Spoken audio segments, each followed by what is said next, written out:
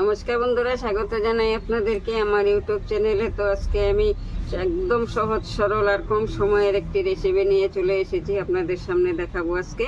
তো দেখুন, আজকে আমি শুধু পেঁয়াজ আর ডিম দিয়ে এই রেসিপিটি করব। তো আপনারা আমার পাশে থেকে সম্পূর্ণ ভিডিওটি দেখতে থাকুন। তো এখানে আমি 3টে ডিম নিয়েছি। ডিমগুলো আমি সিদ্ধ করে রেখেছি, আর এই যে পেঁয়াজ ছাড়িয়ে রেখেছি। এবার আমি ডিমগুলোকে ছুলে নেব।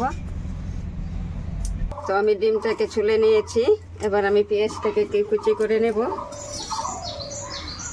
তো দেখুন আমি পেঁয়াজটাকে কিভাবে কুচি করছি।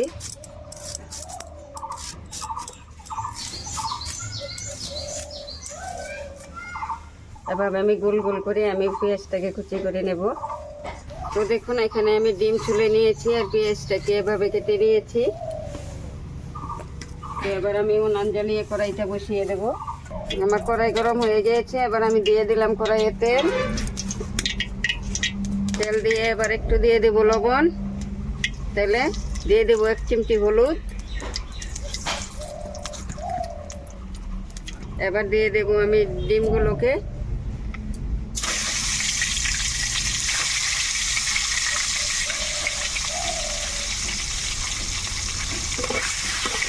ডিমটাকে আমি বেশ ভালোভাবে ভেজে নেব।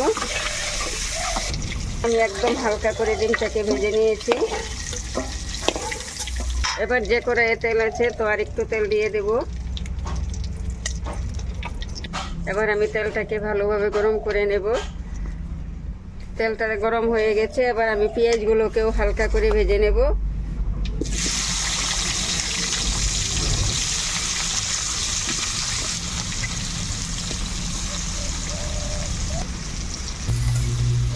তো আমি তেলের সাথে পেঁয়াজটাকেও হালকা করে ভেজে নেব।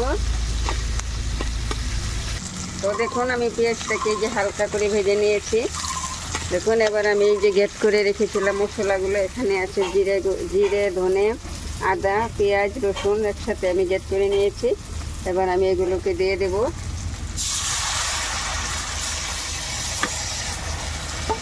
তো নাড়িয়ে চাড়িয়ে ভালোভাবে মিশিয়ে নেব।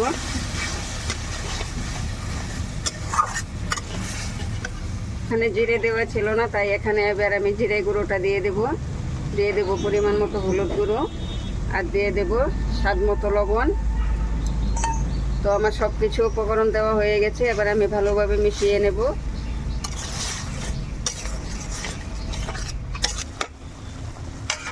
তো আমি এবার মশলা বাটিটা ধুয়ে একটু জল দিয়ে দেব। জলটাকেও নাড়াচাড়া দিয়ে একটু মিশিয়ে নেব। এবার আমি ভালোভাবে মশলা আর পেঁয়াজটাকে কষিয়ে নেব। এদিকে আমার গ্রেভিটা হতে থাকে, এদিকে আমি ডিমটাকে কেটে নেব।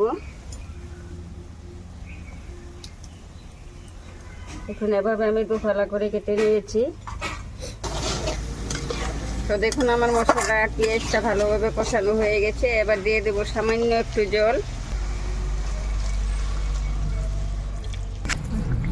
তো এবার আমি মোটামুটি 10 মিনিট আমি জলটাকে ফুটিয়ে নেব। ফুটিয়ে আমি নামিয়ে নেব।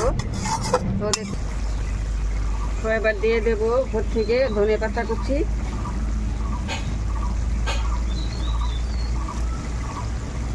আজকে আমি কোনো ধরনের গরম মশলা ব্যবহার করলাম না, ধনে পাতা দিয়ে রান্নাটা করে নিলাম। তো এবার দিয়ে দেব আমি কেটে রাখা ডিমগুলোকে।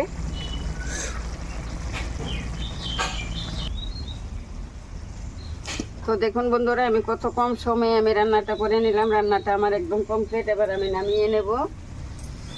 তো দেখুন বন্ধুরা, আমার রান্নাটা কত সুন্দর হয়েছে দেখতে। আশা করছি আপনাদের কাছেও ভালো লেগেছে। আমার কাছে তো খুবই ভালো লেগেছে, খুব সুন্দর একটা গন্ধও বেরিয়েছে। তো আমার রান্নাটা যদি আপনাদের কাছে ভালো লেগে থাকে, তাহলে চ্যানেলটাকে সাবস্ক্রাইব করে দিয়ে আমার পাশে থাকবেন। আমাকে পরবর্তী ভিডিও বানানোর জন্য উৎসাহ দেবেন। আজকের মতো এখানেই শেষ করলাম। আবার দেখা হবে কালকের ভিডিওতে। ধন্যবাদ।